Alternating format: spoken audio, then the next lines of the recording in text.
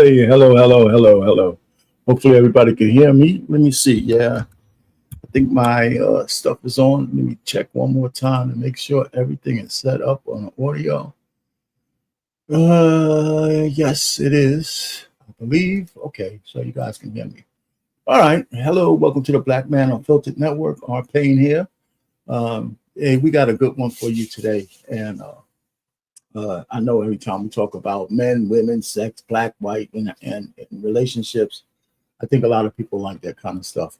But this one, we're not going to just jump to the chase. I'm going to send you through a series of our conversation that may lead men, not just black men, but men in general. But we're going to, hey, what's going on, Trey? What's going on, Finesse was Visions? We're going to just go down the daisy chain, which may lead us to why people think that AI robotic woman may compete with the real flesh and blood feminized woman of the West in the future. It's just not coming out of nowhere, right? There's a lot of, I guess, series of events and the way we view each other that may lead a whole bunch of men in that direction. Now, it's not going to be every man or none of that shit. But will it make women change? Will it make men change and all that kind of stuff? But first, welcome to the chat and all that kind of stuff. This Friday is my anniversary, 38 years. So me and the wife are going to be out of pocket for a few days. That Monday show, I'm not going to be available. 100 Watts will probably be here taking over the show. And whoever else BMU wants to have on the station. But I'm going to be just chilling out with the wife and all that kind of stuff. So we're looking forward to that.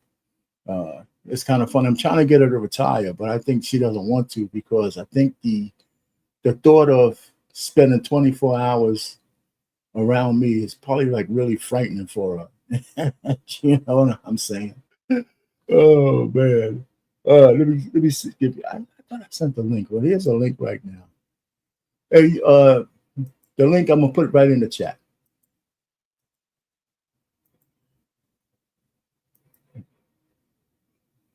Yeah, man, I apologize 100, man, because I think, every so often, I think you already have the link just like I do. But here's the link is in the chat, so you don't have to go to your email. Just plug in right there. So you should be able to see it. It should be available right now. Once you come up, we'll go through the icebreaker and all that kind of stuff. And there you have it. There you go. Yo, man, I apologize because every so often I think you have the link to it, But anyway, man, so you're here now. What's happening? Look, man, timing always works out perfectly. Got the kids fed. I did one of your challenges today, Art Pan. I did one of your challenges today. Right? What challenge? I went to the grocery store and I said, "Can I feed my dinner? And feed my family dinner for $20?" And I motherfucking did. I hear you, man. Yeah, what did you feed? We got a baked chicken, some rice, butter beans, and some broccoli, all for less than $20. There you go. I mean, yeah. I think people you could really feed a family and have a little bit left over. You don't have to really break the bank for that. You really don't. Well, some meals are going to cost, depending on what if you want to eat seafood and all that kind of stuff, you're going to pay a little bit of more money or high-end steaks. But you could have a good meal with some chicken and stuff like that. I mix a lot of vegetables together too, and that's cheap. So anyway, I don't know. If I should have done that when I was in my 20s, well, let me say my mid 40s, I probably wouldn't be so fat. You know what I'm saying? Oh man, what's going on, Trey? All right, listen, man. So we got in the time we got, we're gonna hit this thing with the men. If we could, will we substitute women? But before we get there, I just want to let everybody know we're going to go through a daisy chain, like I said, of how we got to where we are. When people even ask the question, will AI woman or a robotic woman replace a real woman? Because if we can get all our lovely sex out of a nice, supple, soft-skinned, warmed, beautiful woman that we could change her face and her hairstyle and put her in any kind of position we want, why were we going to go through the hassle of listening to somebody, some cackling hen tell us what to do? So I don't know. So let's see how we got there. But first, let's go ahead and break the ice with this link that you sent me, and because I thought it was pretty funny about how a guy can be a sucker to himself and don't even know it. I found Rich People Petty to be very entertaining. Okay, Rich People Petty is chef's kiss amazing. Let's just get there. Right here it is. All right, so let me start this up. Everybody knows Cameron is crazy anyway. That being said, I want to start off with this donkey right here, Omar Gooding. He's a dickhead, all right? So for the people that don't know, I said something about Omar Gooding, and sorry, Lil Cam, I maybe I didn't outgrow shit. I just have to get with this donkey first. And right here. Omar Gooding Jr., since you got us offended. A while ago, I did this, right? I was talking about the B-class actors, how they don't get paid a lot, and they got to sit around and wait for a director, somebody to call them, and they don't do a lot of films. And I was like, I felt bad for them, and I called him Omar Gooding Jr. by accident because his brother's Cuba Gooding Jr., and I was like, he got mad about it. He's like, yo, I ain't no fucking Junior. And I'm like, damn, I forgot, I'm sorry. So he went out and did 3 records dissing me. And I was like, yo, dude, what is this about? I don't understand what it's about. 3 records dissing me. So then I went on his Instagram and I seen he was doing a comedian tour in mad restaurants, like Red Lobster, Olive Garden, that type shit. He's doing comedy. So if you go out and eat, you might randomly see him doing comedy and shit like that. So I told him, I booked him for one of my movies. It's a movie called Percentage. Shout out to Queen Latifah, shout out to my man Shaq Kim. We did a movie and I paid him $7,500 for 3 weeks. And he was like, nigga, I get way more money than that. What is you talking about, nigga? I would never do nothing for no motherfucking $7,500.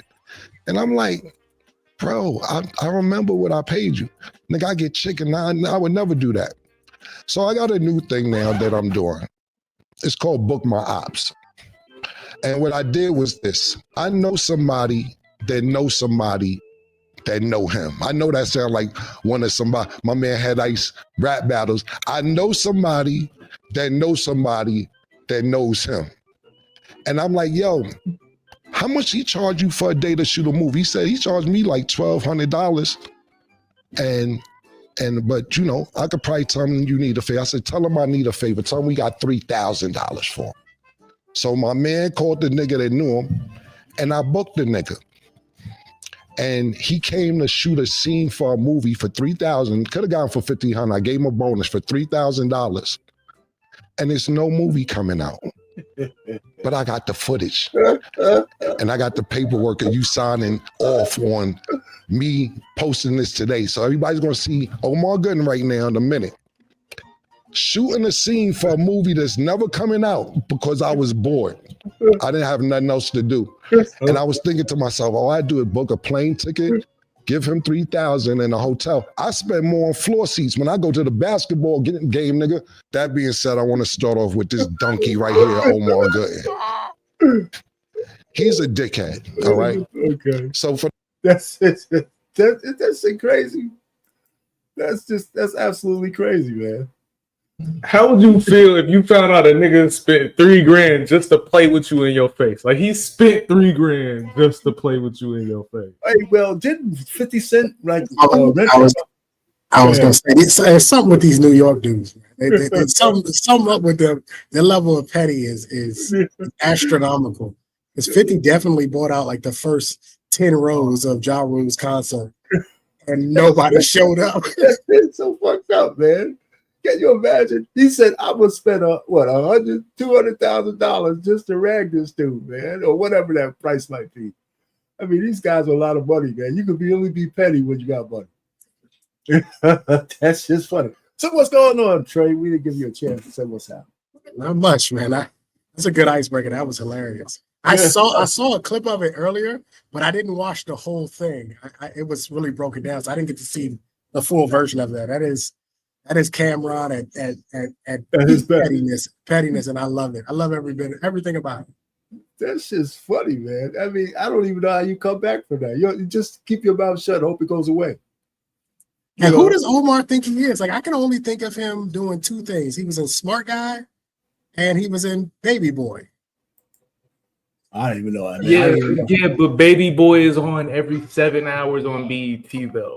Like, Yeah, but he wasn't the main star of that movie. I mean, he was a supporting actor. I mean, but he got enough he got enough remembers. Just stuck it up, little nigga. Stick your chin up, little. You know what I'm saying? I remember. I'm not gonna call him bees. I'm gonna call him. What do you say? I'm gonna call him something. I can't think of what he said. But he didn't want to call his girl the B word, so he said he could call her something else. I can't think of it. Well, yeah. That's funny. So he could have got 7,500 to do the movie that didn't exist. And instead he got 3,000 to do the movie that didn't exist. That's funny as hell. Anyway, so listen, gentlemen. So we're gonna go down this little daisy chain because it could be like a lot of conversation points here till we get to this video that I want us to do a reaction to. But I want to go through what would lead into this kind of conversation. Now, I asked myself the first question because sometimes I don't really believe it. Are men really that lonely? So you know how you go to AI and you ask it a question, it gives you an answer. Now sometimes you got to temper these answers. So the first one is are men really that lonely? Right? So I looked it up and it said, yeah, there's a certain amount of men. Male loneliness is a phenomenon that's coming up. Now, I don't know if that's white men or black men or whatever it is. So there's a lack, what it says, lacking close, meaningful relationships that can lead to various negative outcomes. So if we kind of concede that there's a segment of men out there who are actually lonely, right? And we could conversate that. If y'all having a comment on that, what do y'all think about male loneliness? Because I thought it was just a grift. I thought it was bullshit, because men loneliness is different. Men being alone is different than being lonely. And I think women being alone and lonely is more synonymous. But that's just me thinking. What do you guys think? I agree with you. I think the idea of loneliness is low key kind of being projected, right? Because being alone is not being lonely, and I think that men typically do have a tendency of being okay with being alone, but that doesn't speak to men's mental health. Like, men that have mental health problems don't necessarily have to be lonely. Like, there are plenty of men that are dealing with mental health problems that have a wife and kids at home. So I kind of agree with you. I kind of think this is a grift against men to make them seem like they're sadder than what they are. And maybe if you guys get your shit together, you won't be so sad. Yeah. So, and what say you, Trey? Yeah, I'm not in agreement with this. I don't think there's a loneliness epidemic amongst men at all, personally. And actually, the statistics show that Black men are actually going to have an increase in potential projected marriages over the next 2 years. So we're actually getting married more. How are we having a male loneliness epidemic? So no, I think this is something that is coming from the other side of the gender table to try to make it seem as though that we're missing out on something. And I think to some degree, most men have always been lonely to some degree. I think now they're trying to put a sort of public face on it now and saying, well, it's an epidemic, but I don't believe it. Yeah, I definitely don't believe it's an epidemic. Go ahead, 100. I need to find it. See, it'd be shit like this where I wish that I saved bookmarks of stuff that I read sometimes. But I was reading something that was saying that there is no male group, there is no male demographic that is diagnosed and drugged more for mental health than women. So white men aren't diagnosed more, black men are not, Asian men are not, Hispanic men. There is no group of men that are diagnosed and medicated more than any group of women in America. For the right. All right. So let's just say that it's a mixed bag, and whoever writes these AI programs have left and right leanings, liberal and conservative leanings, and you never know who's behind this AI stuff and how they bend some of those answers. But let's just concede that maybe there's some lonely men, the quote unquote incels and all that shit, right? So my next question was, what's the intersection between the men being lonely and not getting no ass? Is there a correlation? Right. So that's the next one.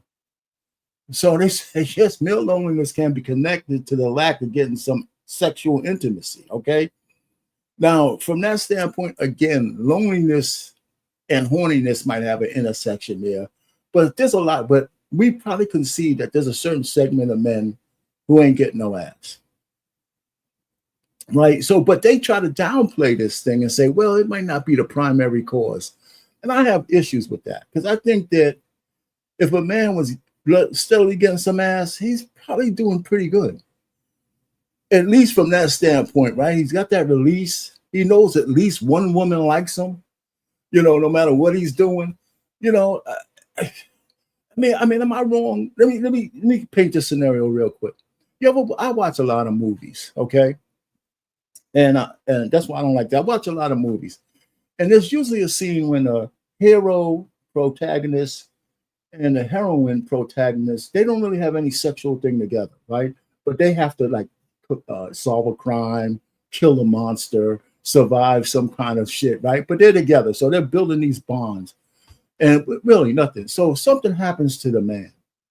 He loses a son, he loses his family, some shit. And then somehow the woman is commiserating with him. And before you know it, he's banging her ass out. And then he's banging her out because they have this scene. And her purpose for that, giving him some ass, is to soothe what's bothering him. And then after he gets some ass, then all of a sudden everything is okay.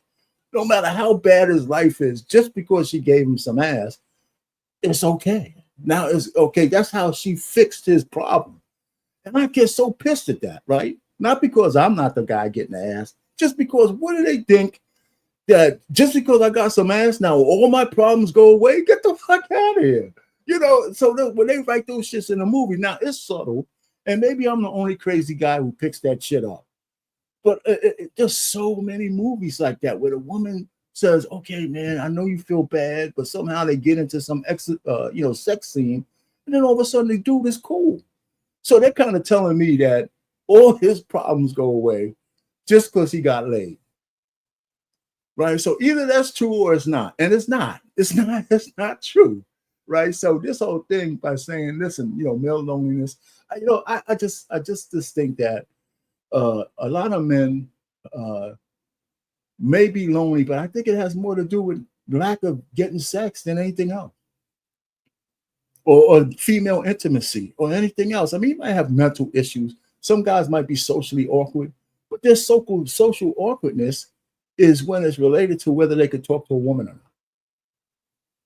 Right? Do we really care about a male his awkwardness if he don't know how to hang out with the fellas? I equate women giving up sex to be the same as a man buying flowers. It's a nice gesture. It does not have a long shelf life. It's not going to fix anything, but it feels good. It's nice to look at. They smell nice. It's cool. Like getting sex, it's not going to change anything. It's not going to necessarily make anything better, but it feels good. It's a nice release. It's better than punching a hole in my wall. You know what I'm saying? It's better than going to go kick in somebody's door on some purge type shit.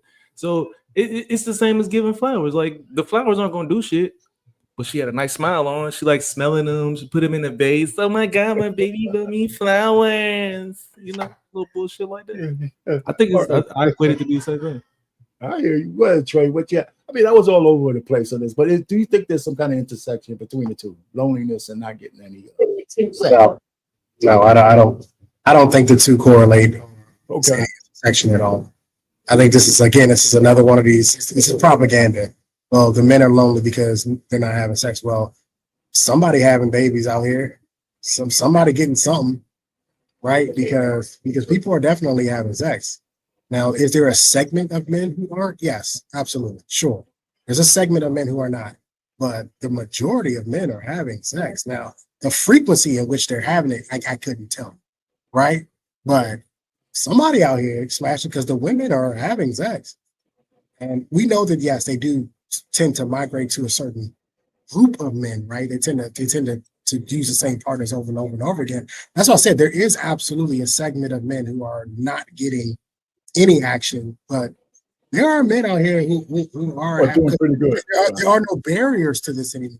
Back in the day, there was barriers to having sex with women, but those barriers are gone now, especially as paying for sex is becoming less and less taboo as time progresses. So people they getting work. I was just having a conversation with somebody the other day. It was talking about the escorts in the DMV. They getting work. They getting paid. So just somebody get it in. But I think they're focusing on that small segment of men. So how big do you think that segment is? Before you go 100, give me a percentage there. I'll probably say maybe a third, probably a solid third, a third of men. Let's go with that. Go ahead, 100. What do you think? It is always amazing in these conversations that people have stats for all kind of shit.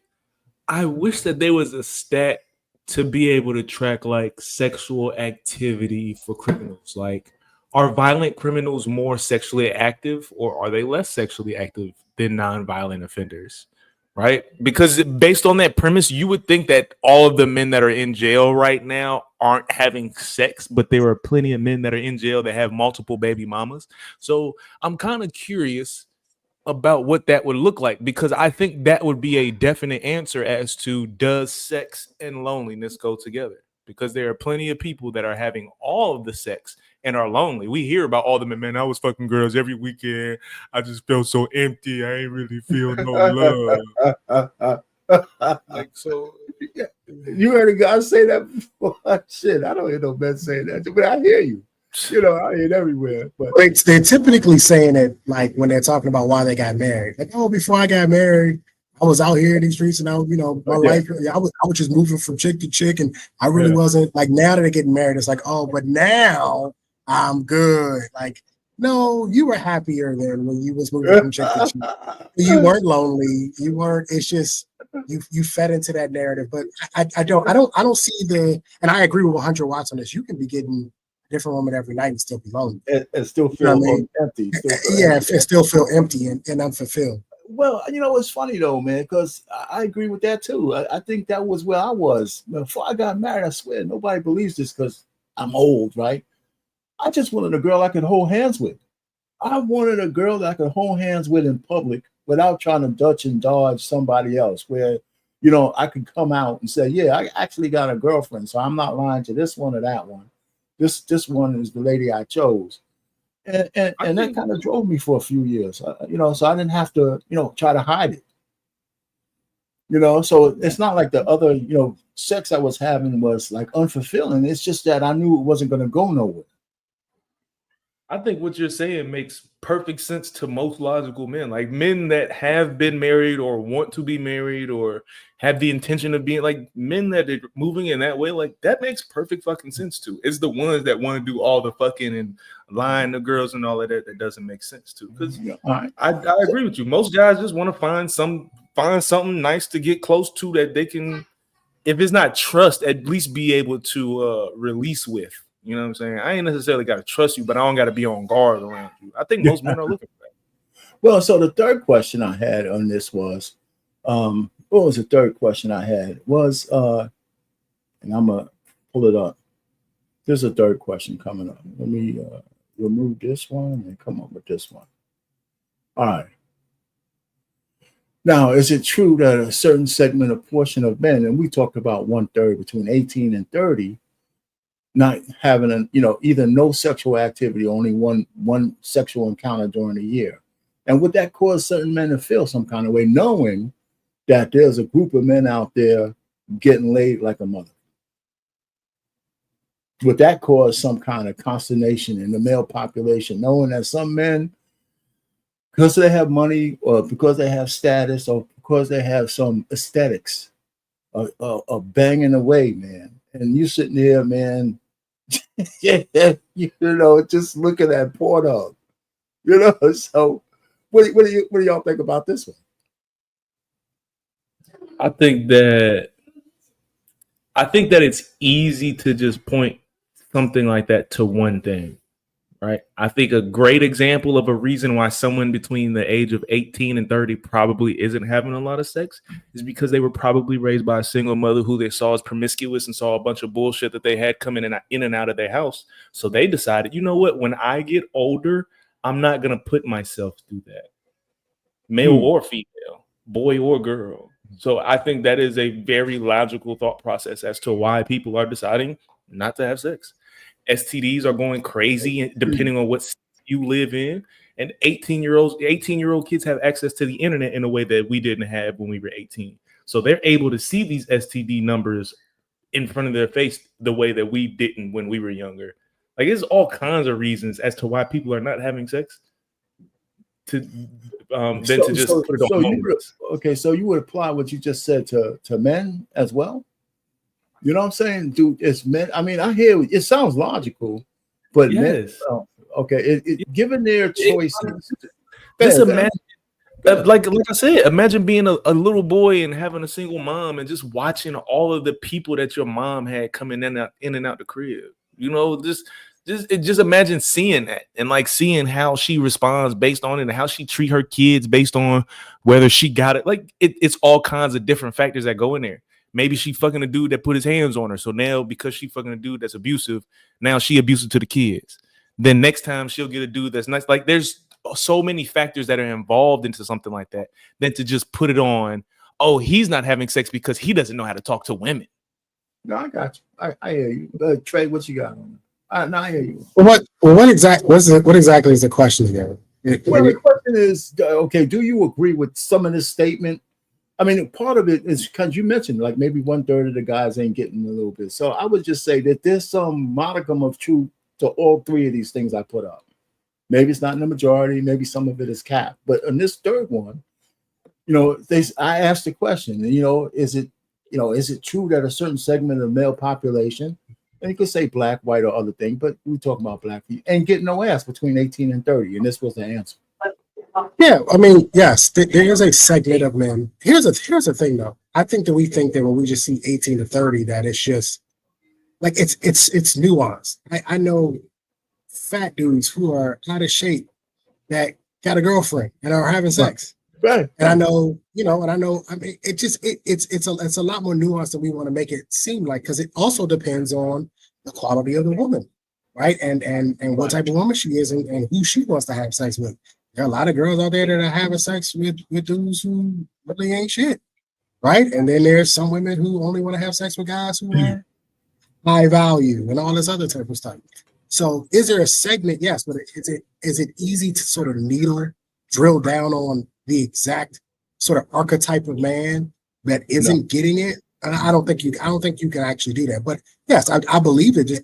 I think 1/3 is a fair number if you were to calculate all of the 150 million plus men, right, in the United States. Yeah, probably 1/3, probably between the ages of 18 to 30 probably aren't getting any. But there are a lot of guys out here that are having indiscriminate sex with women based on the quality of the woman, because she doesn't really care. Yeah, she doesn't really care. And because the women's numbers, you got to remember, the women's body count numbers are much higher than the males. No doubt. So, but even with all the nuances, right? Even let's consider all three questions and add the nuances before we bring Berlin in. Even if you add all of that, 1/3 is a significant amount of numbers. I mean, it's enough. It's significant enough to matter, right? If you had a math problem, you can't say 1/3 is negligible. Right? When I have my physics problems, you know, but what are we gonna do about that? I mean, I don't have a vagina to help them out. There's nothing I can do about it. No. If you're a man between the ages of 18 and 30 and you're not having sex, I would suggest that you recalibrate, go back to the drawing board and try to figure it out, because there are guys that are shorter than you that are having sex. There are guys that are broker than you. There are guys that are coming in and out of prison. There are women, like there are circumstances in which you can have sex. Now, I don't know, maybe your preferences are too high, maybe your standards are too high. I'm not completely sure. I would have to go through everything. There are lesser men out here who are having sex. Like, everybody wants to make it seem like, oh, the lowest guys on the totem pole, and none of them. Some of them are. They hitting something I agree. We're going to come back to what you're talking about. Go ahead, Brown. What's that? I don't know how much you've seen. Go ahead, man. What's happening? I've been Welcome watching to for the a bit. I think I know you maybe the study is just in America, but I think if you look on a global scale, this number makes a lot of sense. Think about all the young men in India. Think about all the young men in Syria. Think about all the young men in cultures that aren't really sexually promiscuous. Mhm. And between 18 and 30, it makes logical sense that they're not having sex because they're in it. So again, that's if we look at it from a global standpoint, that number makes sense now because those men, very skinny, very short, very unappealing, they're not aesthetically pleasing. So now imagine those men in America. Imagine that underbelly of those men in America. And they're not with women who are from their culture. And if they women are in their culture, they really want the doctors, the whatever in that community. They don't get to have sex with American women. American women ain't looking at them. So now we're looking at America, and there's a large undercurrent of men who are completely undesirable. And I think that if we think outside of our own community and start looking at the other communities, maybe let's the Asian community, an Asian young man in between this age in America, who does he really get to have sex with? Well, a lot of times the Asian women in America, they want white men the Right. most. Right. So that might make sense if you start looking outside of our own culture, because we have a very high sexual nature in our culture in America through our programming. But if we look at the nation of whole, there is a large number of young men between this age that are not having sex. So our advice to them is, we'll just go back to the drawing board. This Asian person who's 5'3", what does that mean? Go back to the drawing board. And we try to maybe give them we'll just have some game, and it doesn't work in that community. So I think we have to look a little bit outside of our own community to really evaluate this question, and then it might make sense. All right. So, anybody else on what he said? You're on mute, Trey. I think that My advice What- wasn't to men outside of America, because I don't really give a shit what people have what's going on outside of I brought America. it back to No, America. don't interrupt I me. brought those Don't communities interrupt. back to America. I just made the point. I didn't Okay. interrupt you. Didn't Okay. interrupt you. I don't really But give a you're shit. but you're what people- framing it wrong. I did Well, bring yeah, it back to but those we got communities you, in bro. America. Berlin, we got you. Let him go ahead and Okay. get it At out. the end of the day, I don't give a shit what a man in Japan what his problems are. At the But end of the there's day, that's Japanese it. men in America. Let him That's- let him finish, Berlin. Okay. Are you all right? Yeah, Go I'm ahead. fine, sir. But You sure? you said you don't give a shit about. That wasn't what I Can said. you I let brought me- it back to America. Can you let me finish? I just made my original point. Maybe you heard my original point. You didn't hear how I finished Yeah, it. I brought it back to I heard America. everything you said because I didn't interrupt you like you did me. Okay. Yeah, don't take it personally. This doesn't. I'm speaking. And you I'm can- not you taking can- it personal. No, forget it. Go ahead, But go ahead, man. Yeah, It's kind of crazy. Berlin, Go ahead. Berlin, let him speak, and then you could come back and. No, go ahead, RP. Go ahead, RP. No, I just want to try to get some decorum, not with all of us, right? With all of us here, we're trying to give each other time to speak. So it's a corrective moment, but it's not a big deal. I just let them speak, say what you got to say, Trey, and then Berlin, if you need to come back, you could come back, and just let people speak until they're finished. That's all I'm asking. That goes for me too, by the way.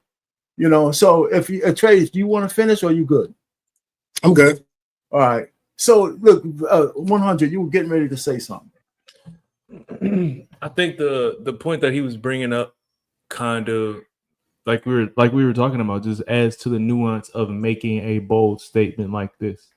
Because even if you apply the part that he was talking about when you talk about other cultures, like some people between 18 and 30 are not having sex because they're making a conscious decision to move differently. It's not because they don't have the ability of getting sex and they don't have access to sex. They're just making the choice to move a little differently than just being free with a private part. Some of this I'm curious of what everybody thinks the percentage of it, because if Trey says he's thinking this is about a third, I'm wondering what we think the percentage of this is just natural selection, because all men are just not, like, everybody's not going to be able to procreate just based on nature. Just some people are just going to be left out. So I'm curious as to what y'all think the difference is between based on human nature and social programming.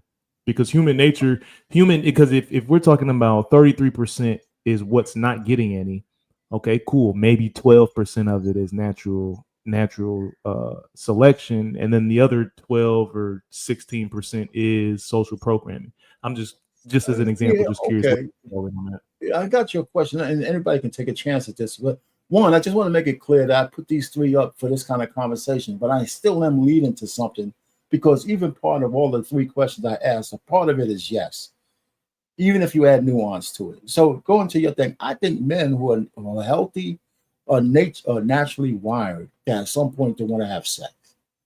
I don't think I don't care what kind of system or government or where we are.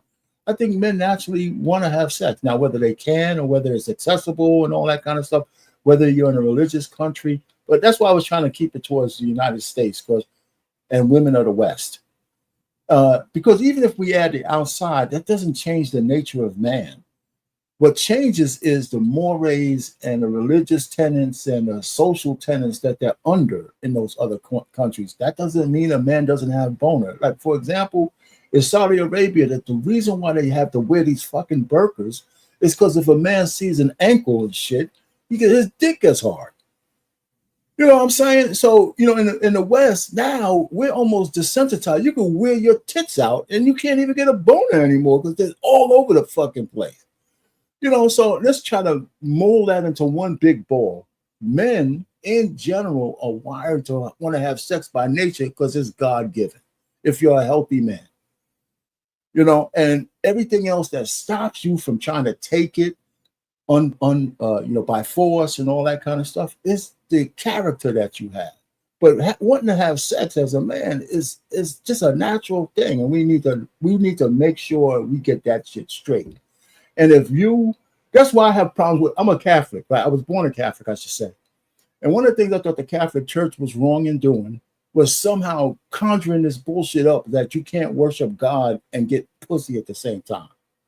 Because I don't think anywhere in the Bible God says, you know what, you can't have no ass if you want to worship me. And so they didn't really, you would have to go under some intense kind of study your thing to cut off that part of your natural life. That's why they were buggering all these goddamn boys.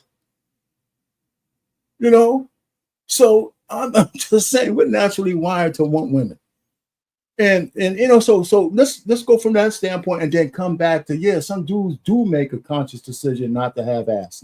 That's a gift, or to focus on something else. But we know there's a whole bunch of guys, no matter where they are, they can't think of nothing else. So let's put it all in the big ball and say, is this going to drive us to someday wanting to have a nice AI robotic woman that is built subtly and everything else, where I don't have to put up with a woman's feminist bullshit to get some ass? Right. So that's why I'm putting the questions in the way we have it. Here's the last one before we go. Here's the last thing, because even if you're married, that shit's not protected. And let me put that up for you guys, just so y'all know where I'm coming from. Let me find it. And you guys tell me whether I'm all wet on this one. Even when you're married, you're not protected behind a wall, right? But let me do this. All right. Let me share it. And let me, if I can get to it. All right, here it is. Can y'all see this? Someone else every single day of your life. Every day. Every day you gotta deal with somebody. Is marriage even worth it? It's not. It's not. At some point, you're gonna realize that it's always best to just be alone. Because I've been married for about 7 years, and I don't even know if this is worth it. And not saying that there's anything necessarily wrong. There's nothing wrong, and that's the point. I don't even know why I'm upset. I'm just not thinking that I made the right decision. This woman was married for 7 years, got kids, and she's still talking this idiocy.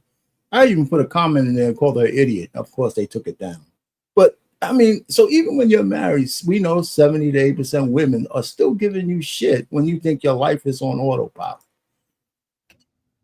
And I have a good man. I do. And that's not the point. The point is, it's like, you really do lose yourself. You lose your sense of individuality. Okay, I have a good man, but that's besides the point. And you lose your individuality, which is pretty much the whole cornerstone of taking a vow with somebody.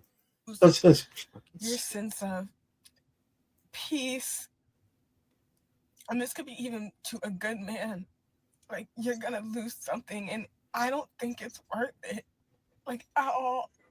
I've always had a dream of like getting out of my hometown, like, city, and moving on, like moving forward. Like life is supposed to be experience. Like, we're supposed to be doing new things and traveling and all that. And I do all.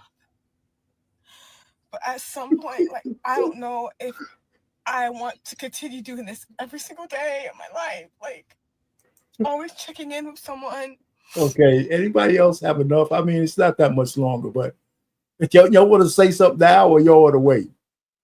Is this I'll say not what something. loneliness look like? Okay. Okay, so go ahead. Yeah, that's what it looks like. But go ahead. You want to finish? It's only another minute or so. I do want to say something real quick, because it's like, Go ahead. I think she's just being honest. And I think that in reality, majority of women think this way. If there was no such thing as, let's say, marriage, right? Or if there was marriage, but there was no such way of having a divorce. And if the woman truly, truly wanted a divorce, then she gets financially ruined the way that men do. Then I think the majority of women would not want to be married. I think we as men believe this lie that, again, because marriage is not supposed to be short-sighted. Marriage is supposed to be till the end of life. I think we as men have been fed this lie that women want to be with one man for the rest of their lives. And I think there's enough examples that we see that majority of women don't want, they might want marriage, but they do not want to spend the rest of their lives with one man. And even if you speak to men who are married and have had relationships that are even past 10, 15, 20 years, if they're honest with you, they will tell you that they're just going through the sexual passion is not there. It's not really there anymore. They're happy to get some sex maybe once a month, and that's them winning. A lot of men in marriages have to hope they get some sex on a birthday. It's a running joke. So I think that if we connect the dots, we'll see that women don't want to maintain the honeymoon phase that starts in the beginning for a lifetime. They get used to you as a man. So this woman, though, I mean, it's funny to some. I think that when women see this, it rings true to them, because that women's base nature, they don't want a marriage for a lifetime. They want a marriage, yes. They want the benefits that come in divorce, yes. But if you flip the script and said that if you got a divorce, you have to start paying alimony to the man, and you got to pay child support, then women in general would not want to be married. So that means that they really only want the benefits that come after the marriage is over. Let me ask you a question. Based on the nature of men, do you think men feel similar? Like, one piece of ass over that long piece of time ain't no good either. I think at men's base nature, yes. I think that most men would not want to just be with one woman for the rest of their lives. They might want to love one woman for the rest of their lives. I believe that. But I do believe at the base nature, if there wasn't a society telling men that they had to be faithful to one woman for the rest of their lives, that most men would not really want to do it. Okay, so let me ask you: have you ever been married, Berlin? No. Okay, listen, and you know what? I don't disagree with you. As a man who's been married as long as I have, that's why I think people get married for the wrong reasons. I think, like as you're saying, and that is the sacrifice of the vow, right? If you don't understand the vow that you're taking, because that's the downside of that shit, right? You ain't getting no other ass, and she says to you, she ain't sucking no other man's Johnson, right? So of course, we know that even if your woman was a virgin, right? Because if she goes through life saying, I never knew another man, she's gonna say, God damn, you know what? I want to know what it feels like getting stuck by somebody else. She might not do it, but it's goddamn gonna cross her mind. So I don't disagree with what you just said, but therein lies the sacrifice of the vows, You know, and if you really don't think you're gonna go through with it, I would suggest you just don't get married, because I can't say you were lying. I can't say you're lying about that. Anybody else? But don't get on Yeah, TikTok yeah. saying, I'm not letting her. I'm not letting her off the hook. At the end of the day, she's a grown ass woman who stood up there and made a decision to be with someone. Nobody put a gun to her head. She didn't understand the vows and she didn't understand what marriage was. She should have been an adult and sat down and asked questions and said, hey, what am I actually getting myself into here? Oftentimes, we want to bail these women out. This woman said ain't nothing wrong with her husband, ain't nothing wrong with her marriage. There's nothing wrong here. And yet she's sitting up on TikTok talking about that she doesn't want to do this. it's just crazy. This is insanity. This is the problem. And the issue here is that we constantly let women like this off the hook. No, you are a selfish woman. That's your problem. Your problem is that you didn't realize that when you got married, it ain't about you no more. Screw your individuality. It's not about your individuality anymore. That's a problem. It's about the last name of the family and the legacy. It's about the family. Everything at this point, from the moment you got married, is about the family. And that's the part you don't understand, your individuality. You think your husband don't want to exercise his individuality when he get up and go to work every day? You think your husband don't want to exercise his individuality when he don't want to be hanging around your ass? He'd rather be watching a football game with his boys or eating wings and beer or doing whatever it is that he wants to do. Everybody wants some individuality. I love to play golf. Can't go play golf. Not as much as I like to. We all got some sort of individuality and some things that we want to do. This is ridiculous. And at the end of the day, the reason why a lot of these women, why you have the fertility crisis that we have, why we have the marriage rates, is because a lot of these women are unfit. She should not be married at all. I guarantee you, her husband don't even know how she feels. I guarantee you that people on TikTok know more about this woman after 7 years of marriage than that man does that's been married to her. I bet you he don't even know she feel this way. And yet she decided she does now. to go on TikTok. Yeah. Oh, he knows now. Yeah. But she decided to go on TikTok first before sitting down and having a conversation with her husband like an adult, like a wife should do. You're 100% correct, Trey. What everything you just said. But you said wife and adult, and husband and man. In our culture, in our programming, and what we were brought up listening to, watching, and entertainment, I would surmise that in our culture we don't ever evolve to universal man and universal woman. We grow old in masculinity and age, but our brains stay in a childlike state on men and women's side. Not all, but I would say the majority of the people who try to do this marriage or have children never quite have seen the teachings or have never quite got the programming that offsets the programming that we've gotten to be destructive. What our programming is to say we're individualists in hip hop. It's all this programming that we watch this entertainment more than we read the word. We might read the word one day, one few hours of one day of the week, and then the rest of the week we are getting this other programming. So until we actually dissect the programming and start ignoring the programming and start switching to the pendulum to what again, I'm not Christian, but there's great messages in Christianity that if you abide by them, you will get better results. So I'm just looking at the results. If people would do that and start ignoring the clearly demonic Hollywood that's giving us programming to be destructive, and focused on whatever your foundation is in your culture and your code and staying true to that, we would have better marriages and better outcomes. Oh, Go ahead, 100. somebody some of these motherfuckers just needed an adult hug.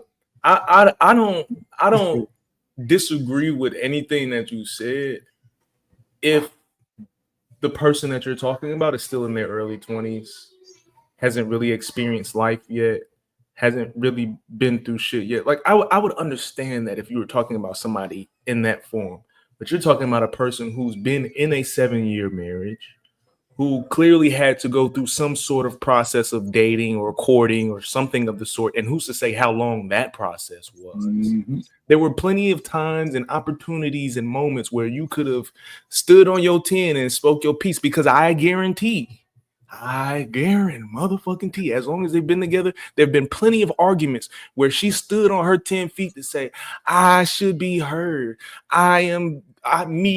Mine's me, hear me. I need to express myself, all of that. And he gave her the space and the opportunity to do that. And I agree with Trey. She probably did none of it. None of what she's talking about right now, because how does it make sense? Like, okay, like, he's doing everything you asked him to do. He did everything you asked him to do. You wanted to travel, you're still traveling. I'm not sure if y'all have kids or not. Maybe y'all set up a life for y'all to not have kids. Y'all probably don't have kids. Y'all don't have it. Y'all still traveling. Y'all making a decent amount. I don't understand. So then this is a scenario where the man that's sitting behind this be like, you know what? Fuck all these bitches. So now you got a monster out here, and now this is a high value monster because this nigga apparently he might have money if they traveling like that. If they traveling like that, this I don't. All right, so Mother said never let a woman turn you into what she wants, because that's going to turn you into the person she wants to break up with. And I think that's very true. If you allow a woman to turn you into the ideal of if you do what she says, eventually you will turn yourself into the man she has to cheat on or leave. This is a clear example of when I say you could be the perfect husband and it is still not enough. It's still a man. You can literally do everything you're supposed to do as a husband. I oftentimes talk about husband being the most disrespected person on the planet. There's no more disrespected person than the husband. This is another clear example of that husbands and I know, sorry to say this, RP, but it's the truth. You have to be somewhat beta to be a husband, because you have to stand by and allow this. You have to stand by and allow this, right? Because a true like if my wife did this, like there would be divorce papers on the counter waiting on her. Like, what do you mean you went on TikTok to tell the world that you're not happy in your perfect marriage? Imagine taking your ass to where you had a nice hot shower, you got you a nice warm cup of coffee, you walked into work, sat at your computer to clock in, and be like, yo, I seen your wife on TikTok last night.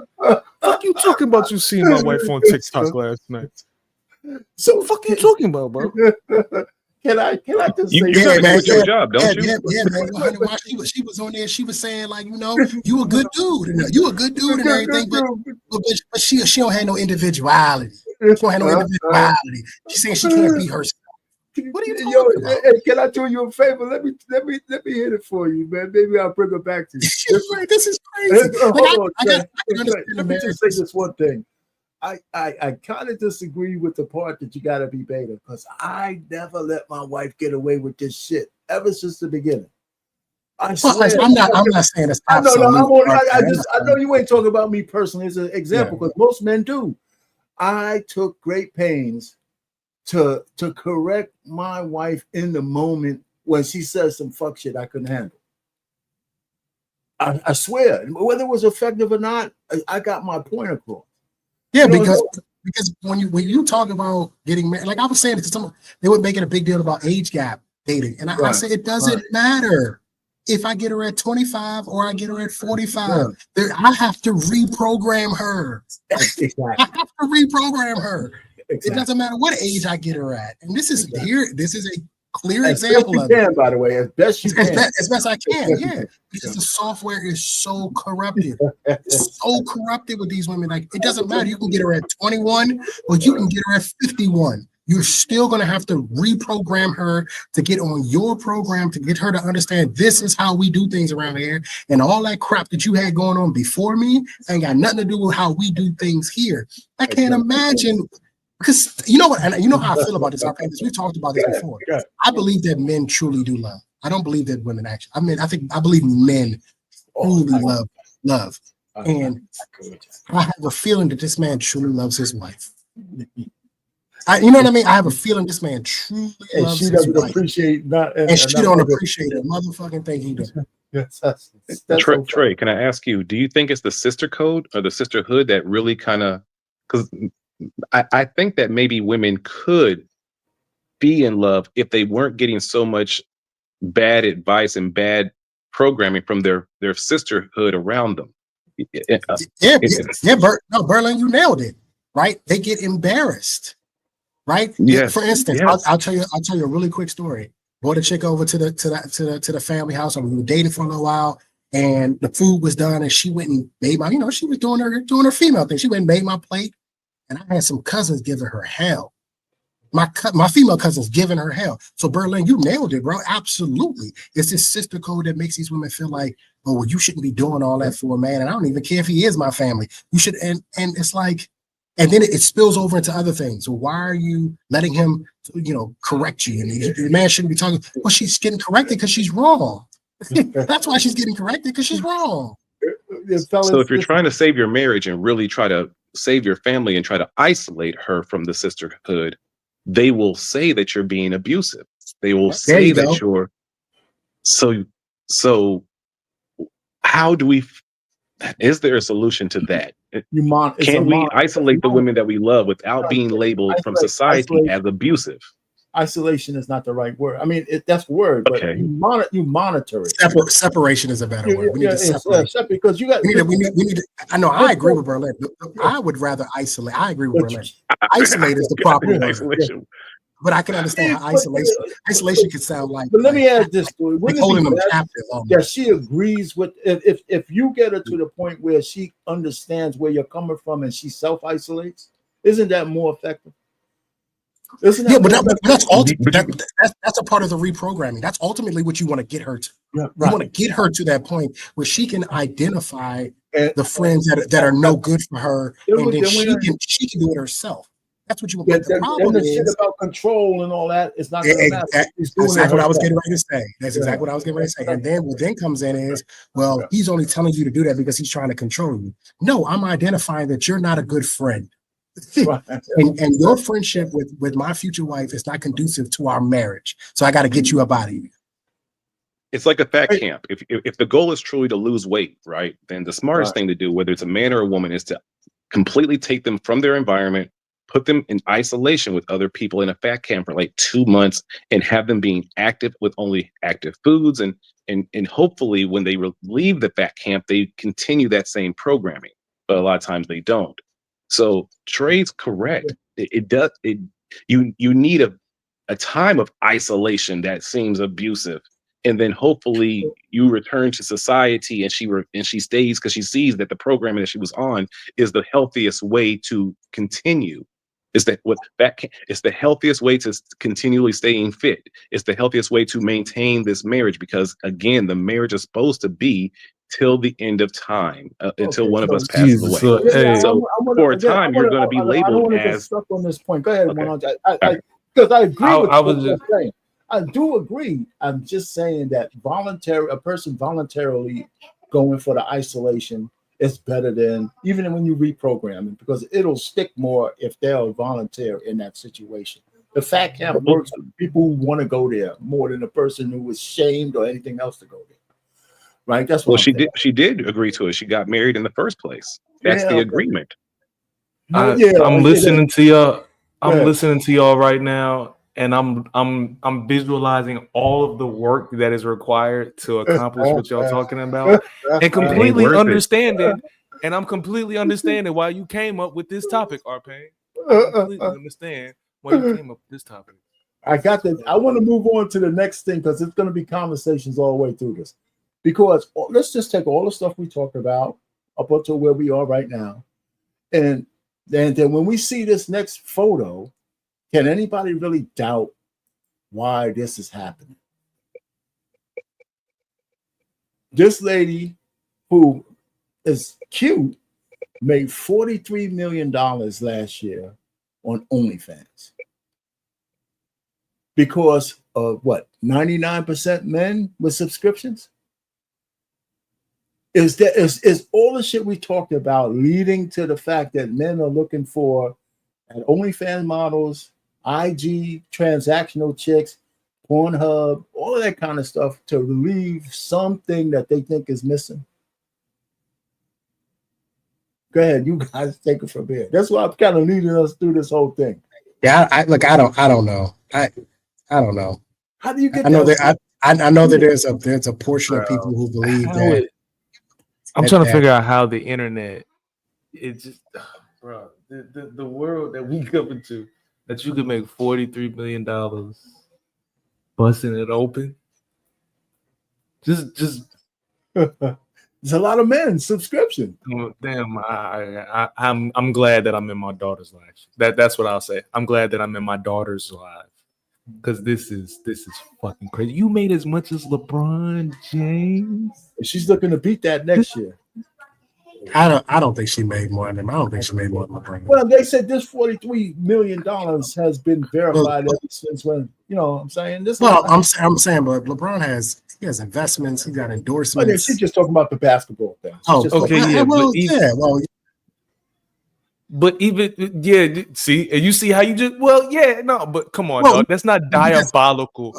That Well, busting it open just made it more than a max contract of an NBA legend who's going to go down as one of the top 3 greatest players to ever play Well, the game. well, considering the plight of the culture right now, it's not surprising. It's just not. There was a chick. What was her name? She was on Dr. Phil, and then when she went to do her OF, she made like $1 million on like the first Cash hour. Me or something Outside like chick. that. Yeah, Yeah. This is the culture, and now you got the girl's name, the Asian chick, Yeah. Lil Tay. Lil Yeah. Tay is now. She's the next one, and then there's another chick. She's 17. She's getting ready to turn 18. Her name's like Piper or something. She's gonna be the next one. Like this is the society, and this is So what does this it is say where about men? Well, you can answer that. What does this say we're about men? we're sick. We're sick. Could you imagine if there was an OnlyFans when the Olsen twins were young Oh, Lord. and Oh, them man. turning 8? No, that was a big deal in the I think it was the early Yeah. 2000s. If they I got if one there was for an you. only okay, go ahead. Topanga. If there was an Yeah. OnlyFans for Yeah. Topanga, She would be insanely rich because we grow up seeing these, and there's a large subsection of men and women who are interested in. Don't forget the women. There's a large subsection of men and women who, when these people turn of age, want to see them in a sexual way because they've already been growing up watching their or already been adults watching them, and it's sick, but it is also at base nature. It's because again, if there was no society, then 16 would be like our elders. My pawpaw, he married my nanny as soon as she got out of high school, and he was in the military. It was a 6-year gap. As soon as she graduated at 17 and turned 18, they got married 3 days later. That was the culture back then. He was in the military, and the dad approved of it, and they had a 50-year marriage that we idolize it in our family. But if that same standard was here today, everyone would call my pawpaw sick. They would say that my nanny was groomed, even though he wasn't even around. He was already in the military. He wasn't even there to groom her. It was her family that, presented my grandma to my pawpaw side of the family, and they made it work. But we would take that and say we wouldn't allow it to happen. Does that make sense?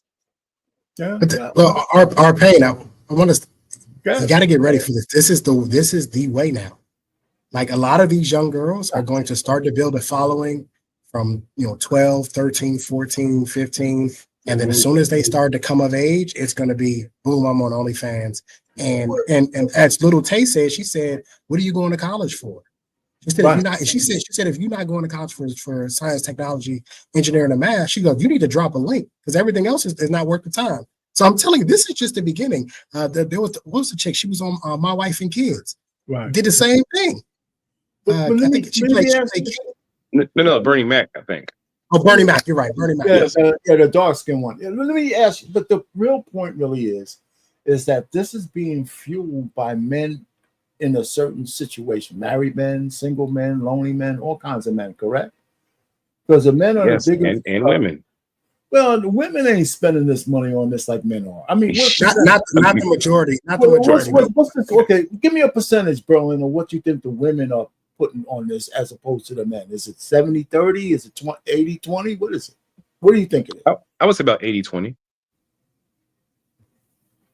I think that's 80-20. But if we're looking in our community, if we're looking at the black community, when the black women, I would say it's about 70-30. I think in our community, black women are a lot more lesbianish, bisexual than we think. I'm not going to argue that, but I still high. They're still high. That's still high. They're really high. Women don't like to spend no goddamn money on anything. And that's the thing. I know. Have you seen them in a strip club with other? Yes. Have you seen women in a strip club with other women?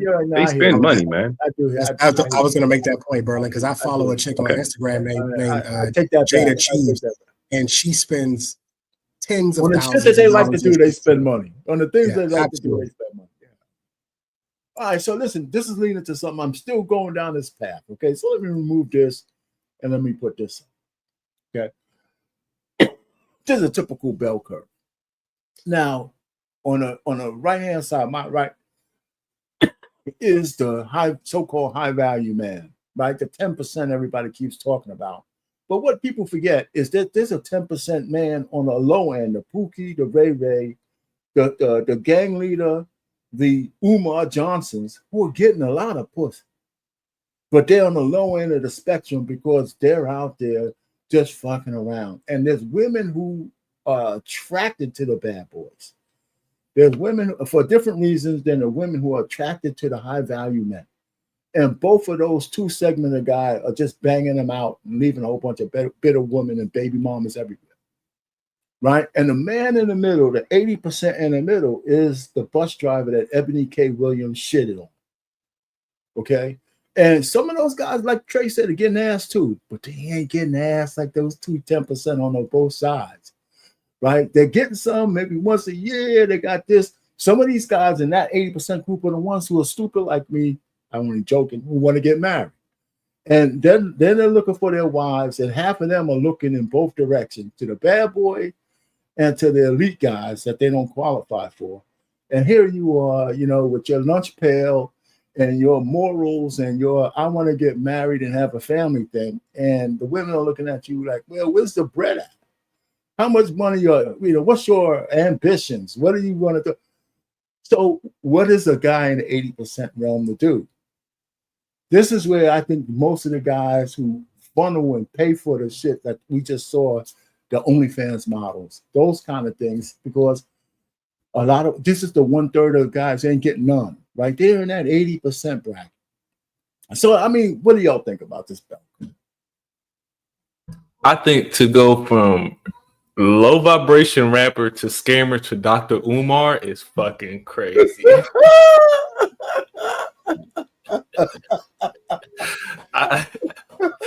I had to point that out before we got serious on this because that is fucking hilarious to me. Okay. They all got the gift of gab, though. I mean, now that you say it, it makes sense. Now that you say it, it makes perfect sense. It lines up that way. Now that you say it.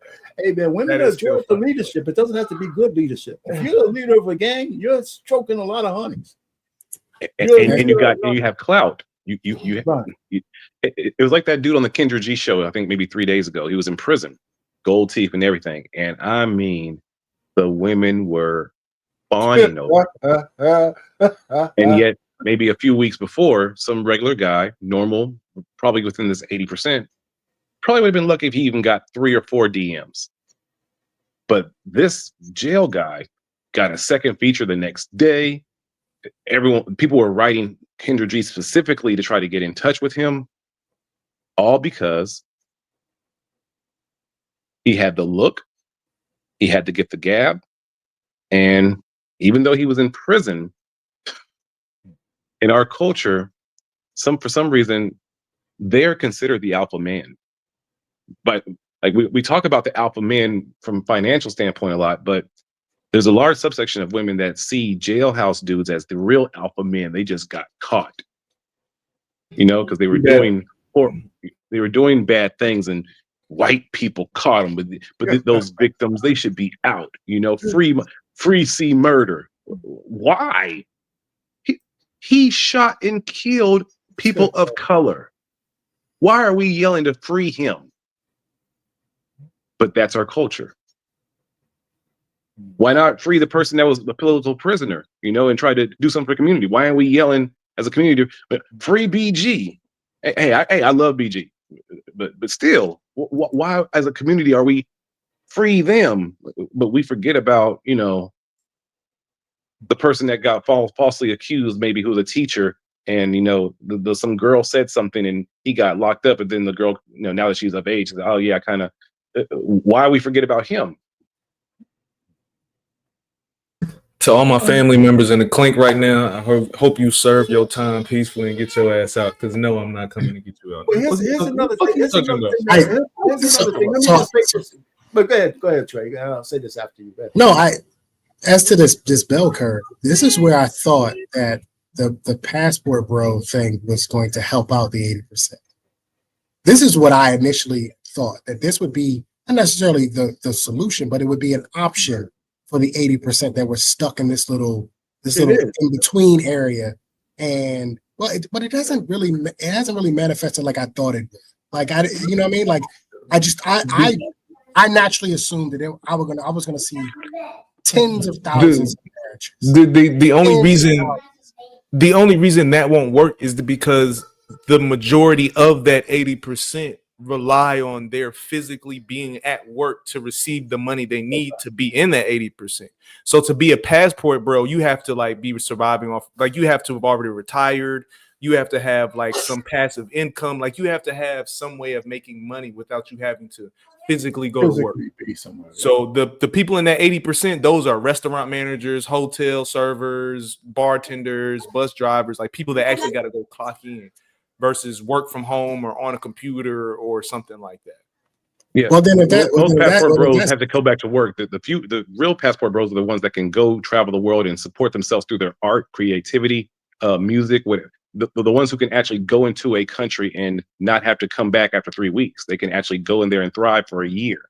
Those are the real passport bros. The other ones are just people visiting. Well, then the 80% is screwed.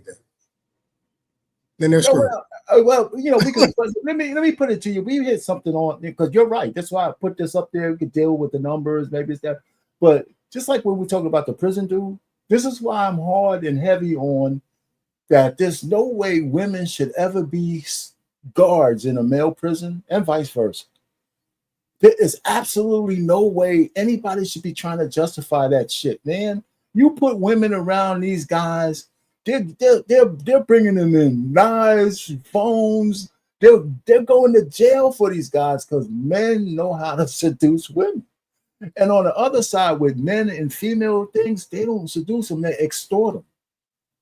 Right? You want to get an extra pair of shots? You want some more Catine? Meet me in that room over there. You know what I'm saying? So it's just so stupid because people go against the natural order of things. If you follow that in certain situations, there would only be men in male prisons, and only be women in women's prisons as guards. But that's another side point. But the 80% with the passport bros, you're right, because you got to have passive income, and you have to be able to. But I wanted to put this illustration up here to say, let's put an illustration about this 20% we always talk about, and about the men in the middle who have to bear the brunt of feminists and feminism and all the bullshit stuff. And even when you're married, just like the chick before, you're not safe.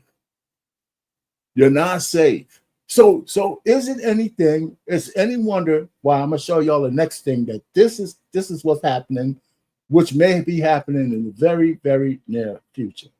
Let me show, because we got to keep going, because there's a lot of stuff that we know.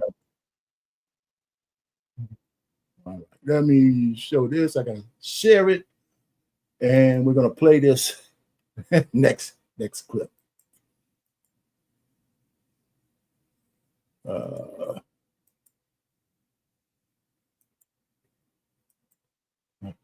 Let me see. Y'all can see this? Y'all see this? Okay. Hello, John. I am touch activated, although I'm only synced to you. It's nice to meet you, John. Amazing. Feels like real skin, doesn't it? The bioengineered matrix of silicone and collagen, heated to 98.7 by my internal thermostat. Hold it a little longer. It'll help me get to know you, what you want, and when. You're measuring my somatic responses. You're intrigued. Can you read my mind too? No. But I can read your face, This is crazy. which allows me to adjust to your preferences in real time. What are you learning? Your skin temperature and heart rate are elevated. Your respiration is accelerating. Meaning what? You're aroused.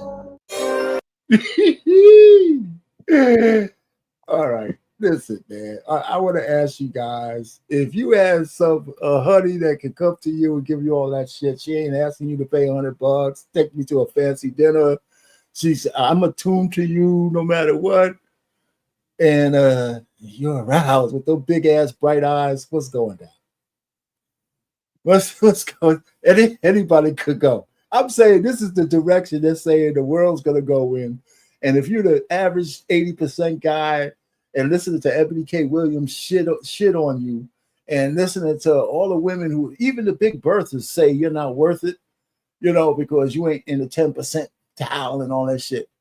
And and they're creating these things that say it costs you $100,000 to get one, and that's the early models. You wait 4 or 5 years, the price will come down just like the calculator. So you went on layaway. Get some layaway. A refurbished robot? It's been used. Technology. Get it off Craigslist. Okay. Anyway, so what do y'all think about? And I got some more, but this is not video. But just go ahead. What do you think about if this is the future coming? Just in general. I mean, we're laughing about it, but it does logically make sense. Imagine if you can want to look like Roxy Reynolds. How many brothers would buy that? A Roxy Reynolds AI no, let's really go there. Let's have the conversation, man. If there was one that moved like the way that you were seeing Roxy Reynolds move, looked the way Roxy Reynolds looked, and spoke, how many black men would buy it if it cost $200? It's 200. Forget making it expensive. Let's just say they wanted black men to just stop dealing with sisters in general. If it was some kind of conspiracy, and they flooded the market with these Roxy Reynolds and porn, early 2000 porn stars, boom, and they do all. How many black men do you think would end up buying one? I would say at least 85%. And I'm being generous by saying 85%. I damn near want to say all is outside of maybe 95%, if I'm being honest. What you guys are speechless over there? What's going on there? What have we done? What have we done? Hey, y'all got to answer that question though. Come on, don't leave me on that island. Give me a number. It's up there. 85 is probably. I think 85 is a little high. Yeah, that's the thing. It's high. Okay. No. Okay. So here's what I'm saying. Here's where I think we can definitely agree. That percentage of men that are having a hard time with women, I would say 85% of them are definitely hopping on board. I think we can definitely agree on that part, right? But 85% of men as a whole, right? So there's a group of black men that don't even like dating outside of black women. So now imagine trying to put a robot on them, right? So then now you're also thinking about the religious aspect. Think about how many men grew up in the Christian church, and now you see you're gonna get a little bit of pushback. We got a Jessica Alba for the white ones, okay? For the white guys, we got a Jessica Alba. I think you're gonna get a lot of pushback from men that actually get attention from women, right? So men that actually get attention from women, you're definitely gonna get some pushback from them. I don't care how good that machine is. It's never going to be a woman. which is But yes. it listens better than a woman. It Hey, follows true, directions true. better than a woman. Listen, It- there you- are a lot of you can turn it off. pros. There's a lot of pros that come along with it. I agree with you. I'm not Okay. arguing with you there, Berlin. A lot of pros. But A at the lot end of of the pros. day, at the end of the day, it's not a woman. And y'all I'ma know tell what you I that- mean by that. There's no consequence when you turn it when you're done with it. It ain't gonna But it's jack up your still- car. It ain't gonna ruin your Let me finish. reputation. Let me finish. It's It Why ain't- do you not say a that, woman. Trey? Here's the part that men that a lot of men are not going to say out loud. Here's the part that they're not going to say. A lot of them are going to choose the woman over the robot because at the end of the day, they know that worst case scenario, if they have to, they can knock that bitch out. They can't knock a robot out. You think am I tripping? Now I'm tripping. Now I'm tripping. No, look. Hey, look, no, you're not tripping because you're right. I would be terrified. I would never smack a I robot. can't knock a But robot. there's a move. There's a move. Man, What's the it chick's might name? have an eye flick, Right, and then all of a one sudden mic, it goes one into mic, self-defense mode. Well, hold on, Trey. Go ahead and finish what you say. No, What's no, the one I'm- thing that you say? No, there's a movie. What's the girl's name? Megan Fox. I Yeah, think it's her name, Making Megan good? Fox. No, Megan Fox. No, yeah. Megan Megan Fox. Fox. It's a white Yeah. girl. She plays the robot. Lucy? right. No, No, it's not Lucy. Oh, no, That's no, Scarlett, you're that's talking Scarlett about the- Johansson. But no, Megan Fox. Yeah, It's a movie about it, and she plays a robot, and she falls in love with the robot falls in love with the guy, and then she like goes on like this crazy tyrant trying to kill people. Like, yeah, it goes insane. So, and listen, I think 100 watts does have a point there. Like at worst, I don't have to worry about her ripping my gonads off because she would be capable of doing it because she's strong enough to do it. Me personally, I can't do it because I just like the feel and touch of an actual woman. Like I don't think you can replace that So personally. let me ask you this though, what you're saying then, Trey. So some of the resistance and friction you get from the woman is part of the turn on? Some of the what? The friction and resistance that you get from a natural woman, is that part of the turn on? Knowing You that mean like- knowing Yeah. that when to be It's able to all- conquer. Go ahead. It's all a part of the game. Yeah. It's all a part of the game. Like, yeah, now here's the thing. You don't want to be dealing with a woman who's constantly putting you on the chase and constantly on the tease. We don't want that. But a little bit of tease, a little bit of chase, that is a part of the game. It's a part of the game. It's supposed to stoke my my chase, my chase instincts in me as a man to go after her. You know what I mean? Our pain. Would you when you got married, would you want your wife to be the same way she was and coming to America? I like whatever No. you like. Whatever you like. Absolutely not. Yo, she was fine. I don't know what y'all talking about. She was No, way she was sexier than the fine. other one. Let's keep it- What nobody hopping on one Of foot course for she was 7 fine. movies. She was hopping on a foot for 20 years. She was And I can still have a bath with my ladies, and they brush my. Yes. Give me the African lady who hopped on a foot. Absolutely. For 20 years from coming to America for 20. Yo, I hear you, but no. I don't mind. It's like I don't mind a little pushback. I have a problem with disrespectful pushback. Oh, of But course. I don't mind a little pushback on if she really truly feels strongly about something. If she really feels strongly about something, it doesn't bother me for her to just to stand on her stand 10 toes down about it. But it's when it gets to the point where it's sort of disrespectful. She's taking pot shots at you. It's like, all right, now why are we doing that? That's unnecessary. See, imagine trying to create that boundary of disrespect with a robot. Like one day she just smacked the fire out your ass. Like, hold up. That's So too 100 far. watts. That's too far. 100 watts. I wanted to tell you something. This is one of the reasons why I came up here to tell y'all, because they've been doing some research with the AI robots with the women. And they're saying that the male ones are actually leaving the women because they can't take it. The AI robots. I'm being serious. I was reading it today. Like the AI robots are like, yo, I can't put up with this. Like, and they were saying basically the feedback that the software was giving. I'm telling you the truth. The feedback No, the software I was want to giving find them- it. Yo, please let us know where we can find this. Yeah, I'm gonna go because I was watching Coach Greg Adams and he was talking about it today. Okay. And Okay, and the then I can feed- find it through that. Okay. Yeah, and the feedback was that the software was saying that the women aren't good people. That's basically what it was saying. It was like, yo, these aren't good people. So the AI robots is like, yo, I'm out. This is insane, bro. This is insane. So to your point, 100 watts, yeah, she might slap the fire out of you if you're a bad person. All right. The AI robots are leaving the women at the same rate that the women were probably leaving us at 80% divorce rate. The AI we're divorcing women at that same rate, you know, and one and half. Yeah, that's insane. Just because like these AI robots are like in that little clip we saw, it's supposed to be in tune with you. So if you're a naturally bad person, that's what the feedback the AI robot's getting. Like, yo, this is a horrible person. All right. They self-destruct. They'll rather self-destruct. So I got one more clip, and if your guys, from this, I think you guys will be familiar with this thing. And if you don't want to stop while it's going, because I'm going to do it like in 3-minute segments, because I know we got a time limit here, but I want y'all to see this because the guy put a whole scenario together, pros and cons and all that kind of stuff with the woman of the future. So I just need to be able to share it. If I can find it. It's somewhere up here. So let me go ahead and do this.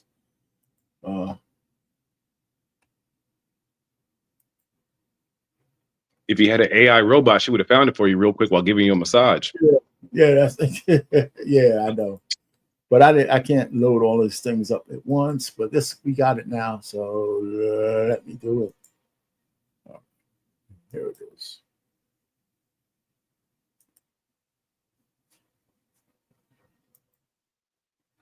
Already here. It writes your emails, picks your Netflix shows, even makes these cool animations you're watching right now, runs your cars, your thermostats, even your dating apps, knows what you want before you do. And now it's about to replace the one thing no one thought it could, your girlfriend. And here's the kicker. You don't have to wait 10 or 15 years. The brain's already here. The body's already in prototype. The only thing missing is the green light to put them together and sell them. And trust me, the moment there's money to be made, that green light turns on fast. So picture this. Instead of waiting for the future, what happens if the fully functional AI robo-wife drops tomorrow morning? Can the world handle it? Or does the dating market melt down by lunchtime? Let's find out. Ain't that a man? Let's start with this clip. You only postponed it. Judgment Day is inevitable. Yes, replacement is inevitable. Just like how cars replaced horses, how live streaming buried the VCR, how smartphones killed off landlines and cameras in one swing. And it always happens for the same reasons: convenience, efficiency, and solving problems people are tired of dealing with. Humans don't cling to outdated tech once something better shows up. Why would relationships be any different? Introducing the future wife. Tomorrow morning, the world changes. Meet the future wife, not your granddad's inflatable doll, not some clunky assistant that calls you sir. This is the first fully autonomous AI partner built to look, feel, and respond like a real human being. And no, this isn't silicone and servos dressed up in a wig. This is companion technology, straight up science fiction that finally decided to clock in for work. Here's what you're really getting. Biothermal synthetic skin, warm to the touch, no more cold plastic nightmares. Adaptive AI personality engine. She actually learns your humor, your bad dad jokes, your schedule. Emotion mapping system. She mirrors curiosity, empathy, affection, without the drama tax. Full conversational awareness with eye contact, micro expressions, and zero "did you even hear what I said" moments. Forget dolls, forget assistants. This isn't just something you live with. This is something designed to live for you. Breakfast together at dawn, deep talks after midnight, total loyalty, no apps, no swiping, no "so what are we" conversations. Tomorrow isn't science fiction anymore. It's shipping, and it comes with free overnight delivery. Why would a fully functioning robot woman be interesting to men? Simple, because she'd instantly solve problems men have been wrestling with for decades in the dating market. We're living in a time with more singles than ever before in recorded history. In the US alone, nearly 50% of adults are single. We're living in a time when loneliness is as deadly as cigarettes, and men are bearing the brunt. They're lonelier than ever, having less sex than at any point since records began, less likely to seek help, and statistically more at risk for suicide and early mortality. Dating app fatigue is real. Marriage rates are in free fall, and for millions of men, the romantic marketplace feels more like a rigged casino. All right, man. So, all right. So far, well, this is where we've been going all day long, right? Any comments on what y'all seen so far? Right. I just want to add one thing, and then everyone. Imagine having this, but then also imagine that when you're ready to have children, you have a surrogate, meaning that you have a surrogate, and then you, the man, you can have the child with your female family, and you could, but the child, you raise the child. It's your child, not a robot child. It's an actual child. Yeah. I think that many men would also take that scenario. I think a lot of men would actually have a better fatherhood outside of having to micromanage the wife's happiness inside of their fatherhood. The question is can your AI wife nurture your child? And if the answer to that question is yes, we've just effectively replaced the woman. I mean, essentially, we don't really need her at this point. We can just get the surrogate, get the child. The AI robot, she's not going to complain about having to take care of the children because, well, they don't complain. So I do believe that that's the future 75 years from now. By the year 2100, I do believe that that will be what many, maybe not the majority of men, because again, majority of men will not be rich enough to do this, but I think the upper echelon men, the top 20 to 25% men who are financially well off, will have that option, and logically it will make so much sense at that time to do it. Go ahead, 100. You look like you got something. This is basically telling me that I got 3 kids and I ain't got shit to do. Like I ain't got nothing to do with them. Like they just, I got 3 girls and I ain't got nothing. Like what I'm gonna do with them? If this is what's happening, what I'm supposed to do with them? Protect them, sir. Protect them, and to do what? That was your shirt. So you said protect them from what, or protect them to do what? To protect them to do what? From what? For what? Yeah, I feel you on that 100. I got a daughter too, and it's like, well, what do I do with her now? I have too, man. I stay up late at night right now. I'm still covering them. Well, most likely, the way the future's going, your daughter's going to want to be with other women. That's where the future is. Listen, the programming is already starting. You just got to get ahead of the curve. And Good. Not what I say. I'm looking at what society is programming young children to do. They're programming young men and young women not to want to have relationships with each other. Even all these things with the manosphere, and they're making these points. Some of them are actually important points, but it's also putting a fear in young men. And those young men, as they Freezy had this stream. And again, I'm not Christian, but he was having like a Christian thing, and I respect his point of view, so I was kind of listening to it. And he made the point where it's like the way the future is going, the way that everything's kind of shaping is that the people who are religious and godly, they're not getting the results to show other people that it's smart to go their way. The people who are the ones who are trying to live by the code and live by the Lord, there's too many examples of their lives getting destroyed or them being hypocritical. So when it's time for the switchover, logically, it's going to be almost impossible for those people to convince the rest of society, the 80%, to go along with the Lord versus going along with what society is already preaching with the demonic entertainment and the hypersexualization. You can get a Cardi B sex doll that'll shut the fuck up. Whoa, ain't that something special?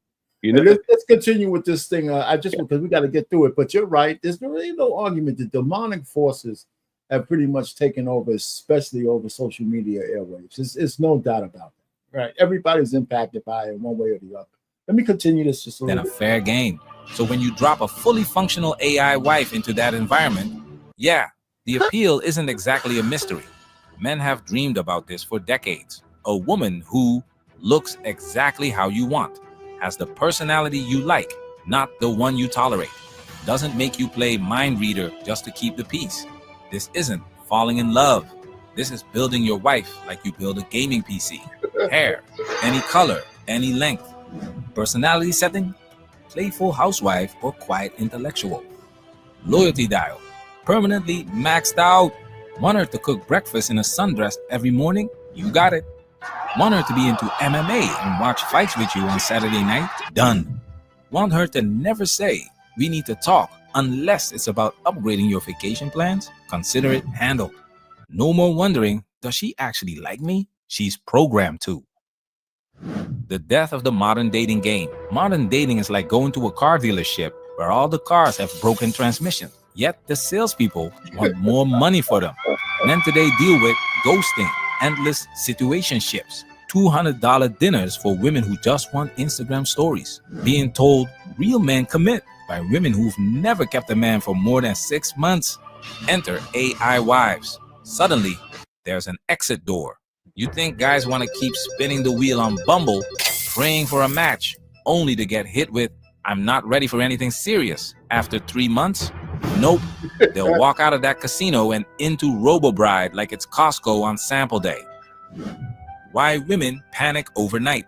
The panic won't come slowly, it'll be instant. The day after launch, feminist think pieces will scream, this is objectifying women. Men are destroying real relationships. TikTok videos will flood with, if you need a robot, you're not a real man. Only losers would buy these. Here's the irony.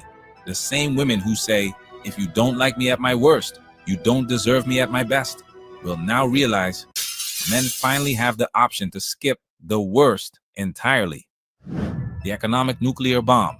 Let's talk fallout. Dating apps? Done. Why swipe when you can shop? Restaurants, half-empty Friday nights. Nightclubs, DJ plays for an empty floor. Wedding industry, $50 billion in annual revenue. Fake morality backlash, the $1 billion in annual revenue, gone. And guess who else takes a hit? Let me stop that right there. All of that shit's already happening, right? Restaurants, you don't see hardly any men couples go out. The bridal shops are closing and shit like that. All the stuff he's just saying is already happening. Not because the women are being replaced, but men are not even asking the women to do this shit anymore. Right? That's a trend. Look, as I said earlier to Berlin, there's a lot of pros to this. There's a lot of pros to this. Because you know what I hear? I hear stress-free. That's what I hear. I hear I don't have a headache when I'm dealing with a woman. I don't have to have this headache, right? And even if I decided I wanted to marry her, she's not going to be worried about how much the ring costs. You know what I mean? Like just simple stuff. I get it. I don't know if I could ever get past the fact that it's not an actual real woman. I guess to be honest with you, I would actually have to take this thing for a test drive. I would have to actually have to take it. I'm serious because I can't tell you what does it feel like. And you know, I'm a tactical lover. You know what I mean? I need to. What does it feel like? You know what I'm saying? I need to know. And so, yeah, I don't know. Yeah, I think we lost. Think about it for this way too. As men get older, right? Let's say after 48, it's hard for you to play. It's hard for you to micromanage. Again, I've bartended all my life, and men in that age gap between like 48 to 60, they have a very hard time in marriage, maintaining it. The kids are getting older. I think men in that age gap would absolutely just check out and get the robot, because at that age, you're just trying to be happy. You're just trying to chill. You want to kind of stop working. But the woman might say, no, you need to keep working. And I think men naturally, like 55, would easily flock to having this machine because they want happiness. And it's very hard to maintain your happiness as you start to maybe get dementia. Maybe you start to, lose some of your, your mental capabilities. I would give this for my grandpa. Like, hey, grandpa, okay, you're by yourself. Here, take this. Because it's giving happiness. You said it's stress-free, and you're right, but it's also giving happiness. That's a great combination. Here's a question, right? This one here. And we're going to touch that. They're going to have this for women too. Yeah. They already have like penises that stay hard forever for women already. I don't think this would impact men as much as the opposite will. We're going to get to that question later on. If these AI or if these robotic women actually really hit the market in any appreciable way, women will automatically understand that they lose their leverage with men. That's the first freaking thing they're going to know. And they'll be not just worried about losing, they will absolutely go to the courts and legislation to prohibit these things from ever getting put out there. That's what they would do. They would vote like a motherfucker. And we already have too many women in high places to make that shit happen already. They're mayors and governors and, so that's what they would think about right away. Hey, man, we got to stop this shit from happening because how are we going to use these bastards if they don't have to come to us anymore? And also the women would have the robots because the women are scrambling. You guys remember when the Rose first came out, right? Right. And how crazy women went about it. You guys know what the Rose is, right? Yeah, yeah. Okay. So, so now imagine the Rose, but so you were talking about a test drive. What if your test drive makes men just as crazy as women got crazy for the Rose? So as men did the test drive and everything, it might be better than the real thing because women are saying that the Rose is better than men going down and giving oral sex. That women are 30 seconds and they're done squirting. 30 seconds. Well, I'm good at what I do. I ain't never been able to make that happen in 30 seconds. It's not only that the Roses might be better than men. There's a whole bunch of men who will get caught dead putting their face down in some of these damn snatches, man. Are you kidding me? You mean Jamaicans? At least one. That's one subculture that definitely won't do it. They will, hey man. I know a bunch of Jamaicans. You a Jamaican. You asked me to do that. That's like sacrilege, man. Wait, word? You old school then? No, you old school. They talking about eating man. No. We out here. We down there. We out here and we down there. I think where the women are going to struggle is when it's time to have a kid. I think that's where they're going to struggle because they're going to have to revert back to the sperm banks. And if men are having the ability to get robots, there would be no need for them to go into the sperm banks anymore. So they're going to struggle at that point because they're going to need to find some sperm. And if the guys are just using their robots, they're in trouble. They're going to be stealing robots. That's what they're going to be doing. Is scraping them out. This whole thing. We got to make a connection where the robots that we use end up going, like they sneak out in the middle of the night and go to the women and we got to figure out a way to connect the dots, you know. And, I will say this though. The idea of having AI in the home to do all the stuff that I don't really want to do anyway, and that a woman would do, but without all the complaining and whining, it sounds really good. I'm not gonna lie to you. And you ain't got to spend no money to feed her. Forgot about that. Think about all the money we spend feeding women. Yeah, there's a maintenance course to keep the robot up. You ain't got to cook. You can cook for yourself as a bachelor and be fine. Like I hate having to cook for women. I can cook for myself, and I'm easy to please with how I eat and cook. But it's so much more work to actually have to cook and impress a woman. Imagine having to. You can completely alleviate that. It's another pro. That's not one of my problems. I like to cook anyway. So anyway, you old school, sir. You old school, Mr. I know. Us young people, we know how to cook. We just don't like to. And child custody battles, half a family court grinds to a halt. Meanwhile, RoboBrite stock hits $2,000 a share, and there's a 6-month waiting list. History repeats itself. You just don't see it yet. Every time technology rewires daily life, people panic first, adapt second, and celebrate third.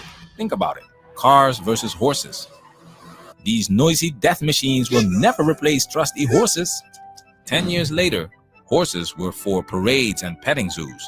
Netflix versus Blockbuster. People want the movie store experience. Nope. They wanted sweatpants and instant access. Smartphones versus payphones. What if everyone walking around glued to a screen ruined society? Maybe it did, but no one's going back to dropping quarters in a sticky booth. And now, robo-wives versus modern dating. Right now, the loudest voices are shouting, "You can't replace real love. This is creepy and unnatural." You know, it's no mistake that he puts these big ass fat women up there saying this, man. That's funny. Only losers would ever buy one. But give it a decade. The same people who mocked smartphones now sleep with them on their pillows.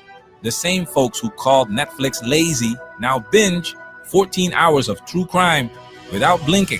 So don't be surprised when the same women screaming, "Men are pathetic," today are posting tomorrow. So my Chad 3000 just got the firmware update. Ladies, he cleans and folds now, because history doesn't just repeat, it evolves, and evolution always wins. The shaming won't work this time. They'll try the same tactics they've always used: shaming, guilt tripping, calling men creepy or lazy. But here's the thing. Men have been shamed for everything already. For wanting feminine women, for not wanting fat women, for not wanting single moms, for avoiding marriage. Now, men have peace, loyalty, and affection without the price tag. All right, so you guys get the point of all of this shit, man. So Look at how happy he is. you know, so No, look, I do agree with that point though, Arvane, that a lot of the things that they said wouldn't take over absolutely took over. And so I do agree with that point that given time, given the right time, given the right marketing, right, this could be a situation where you not having one in your home, actually you're the outcast now. Yeah. Because you don't have one. Right. It's like when you have teen, if they go to their teenage friends and say, "Oh yeah, I don't look at porn. Sorry, I don't look at porn." They'll be outcast by their own friend group. Like, what? What's wrong with you? You know. So in the future, if you didn't have one of these, your peer group would shame you into getting. Oh, bro, come on, man. It's the same thing that we kind of complain about with the sister code and the sisterhood and how they mess women up. It would be the same thing with the brotherhood. They would guilt so many men into getting one, or at least plant the seed for them to have the curiosity of it. Yeah, well, let me ask. I got some questions on this. All right. So, because we have a few minutes left. Listen.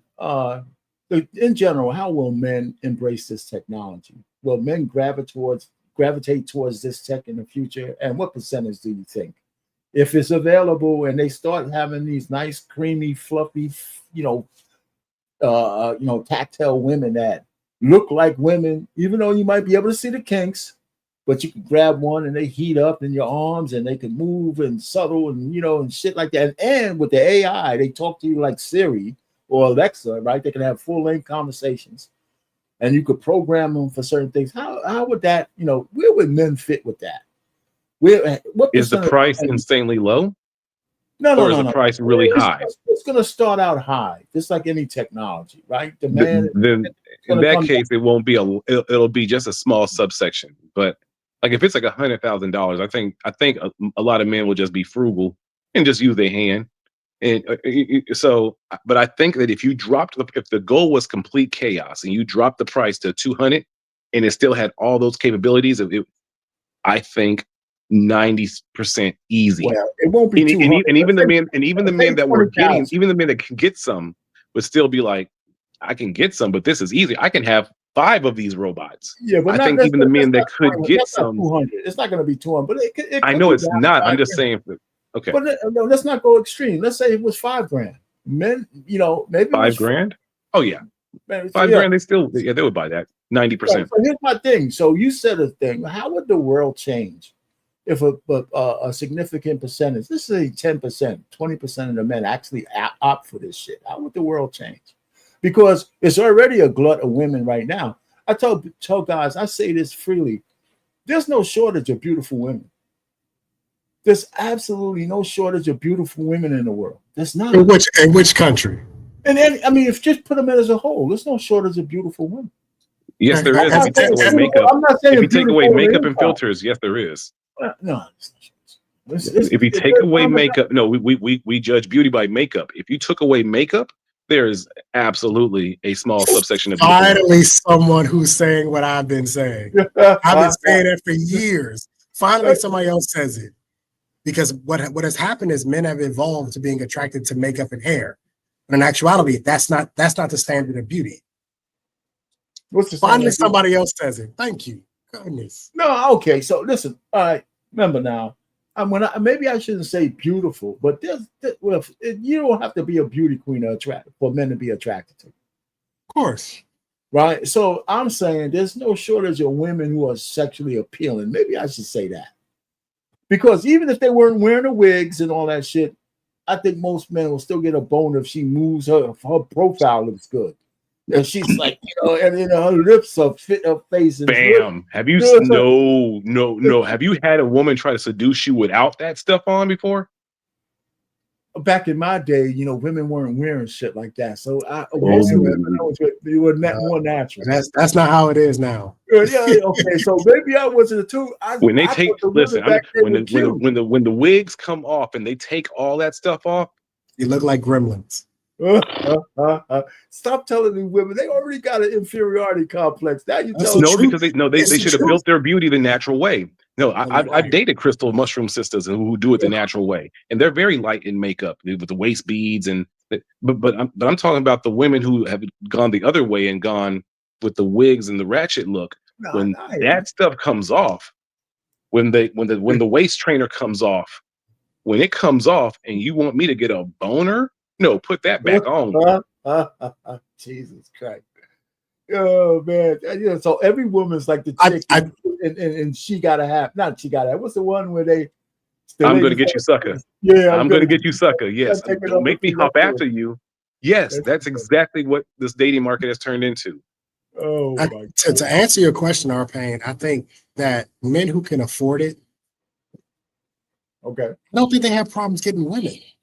So if he can afford $100,000 robot, it's a decision of whether or not he wants to actually deal with all of the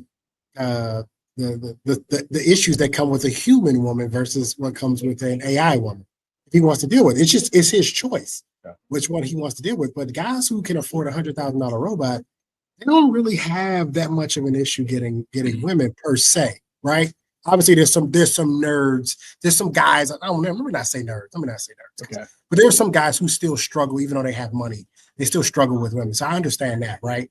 But majority of the guys who have the money, the athletes, the entertainers, the Silicon Valley guys, they don't really struggle. They'll be able to get it. They'll be able to get a woman for the most part. No, they can get a prostitute. The Silicon Valley guys, they don't get women. They deal with women very transactionally. Because they know that the women don't really want them that way. They know that they don't fit the. Okay, go ahead. No, I got one more because I hear where y'all going with this one. One more. How will women react to this in a gram? What would their first reaction be if they know the reality is that they're going to be replaced or challenged by these adequate AI robot women? They won't care at first because it'll just seem like a rich man thing. Oh, the rich guys can afford it. So it'll just seem like once the price starts to come down and the guys in the 80% can start to afford it, that's when they're going to go crazy. What are they going to do? The first thing they're going to do is call us gay. They'll call us weird. They'll call us gay. Like are you gay? It's a robot. How am I gay? That would be the very first insult from the women in our community will be you must be gay. They'll appeal to politicians to change legislation. That's like we know what they're going to do. The same thing they try to do with passport bros. They try to get these guys to not be able to get passports. Like, what are you talking about? Exactly. They wanted politicians to take their passports from them. Why? Well, gentlemen, we are coming to that. This is a good I appreciate you coming up. Any last words, real quick? A minute each. Go ahead. Yeah, I mean, look, if I got 100K, she looked like Bernice, I might consider it. She's actually looking. I might actually consider it. I mean, I want that. I want that Bernice. That picture of the Bernice that I have. Yeah, that's the one I want. That's the one I want. I might consider 100,000 a little steep for me though. I don't know if I want to pay that much for a robot. I might wait for them to come out with the third, fourth generation of it and see what happens. But I can understand why. I do understand why men would be interested in this. There are, and I was saying earlier, there are a lot of pros to this. I mean, there are a lot of pros to this if you can get past the fact that it is. Yes, sir, I am. You're right, man. I am considering. But if you can get past the fact that it is, in fact, a machine, there's a lot of pros to this. And I think ultimately what's going to sell men is you don't have to deal with the attitude. Great topic, though. All right, go ahead, Berlin. Go ahead, man. A minute before I got to get out of here. I have to be honest, and if there was the Jessica Rabbit package, I would probably buy it as well. So I mean, great discussion. Definitely something worth. I'm definitely going to go find the rest of that video and finish it because it's a think piece that I want to present to this side of the world because it's coming, and we can laugh at it as much as we want. It's coming. By the time that people, maybe our children, by the time that they're grandparents, it will be here. So we might need to go ahead and start having the conversation with them about whether we should tell them not to do it or not. And I think we have to be having these conversations with our kids now because we have to prepare for what this matrix is going to give us. And it's going to give us some idiocracy and we got to prepare. And I'll end it there. And listen, you came a little late, but listen, you know what? It's happening, man. It is happening. And this what happens when the AI doesn't like you either. You shut it off. It's not going to happen, though. It's going to. Hey, well, listen, thanks for coming up, Berlin. Everybody, Trey, 100 watts, lit, everybody in the thing. This was a good conversation. I know they're going to clip this up. I don't have much more to say than what we showed. I think it's coming in the future, and it's going to be an interesting future.